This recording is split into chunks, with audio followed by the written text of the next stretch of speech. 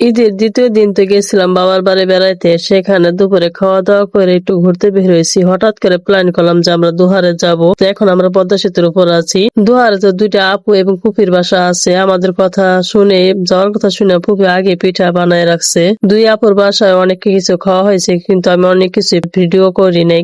Video করতে ভালো লাগে না। এক রাত থেকে আমি চলে এসেছি। আসার সময় মেজো আপু আবার গরুর মাংস দিয়ে বিরিয়ানি রান্না করে খাওয়াইছে। প্রায় ৫ বছর পরে গেছিলাম। এক রাত থেকে চলে আইছি। বাড়িতে একটু কাজ আছে, সেই কারণে থাকতে পারলাম না, চলে আসলাম। তো আসার সময় আবার আপু এবং ফুপিরা কি কি দিয়ে দিল দেখেন। আমার ফুপি ২ রকমের চাল দিয়ে দিচ্ছে, কারণ জামাইরে ভালো করে খাওয়াইতে পারে নাই। খুদের বোয়া এবং এটা হলো আতপ চাল, যেন আমি পিঠা বানাই খাওয়াই। আর গাছের আম দিছে আপুরা, এবং বড় আপু গরু পালে, আর হলো গরুর দুধ দিয়েছে, আমাকে মাংস দিয়ে দিছে। সেটা ভিডিও করি নাই, কারণ এটা ফ্রিজে রেখে দিয়েছি। মাওয়া দিয়ে পদ্মা সেতুতে অনেক ঘোরাঘুরি করছে, সেসব ভিডিও আছে, আপনাদেরকে দেখাবো। তো ভিডিওটি কেমন লাগলো, ভিডিওটি ভালো লাগলে একটা কমেন্টে জানাইন। ভালো থাকেন, আল্লাহ হাফেজ।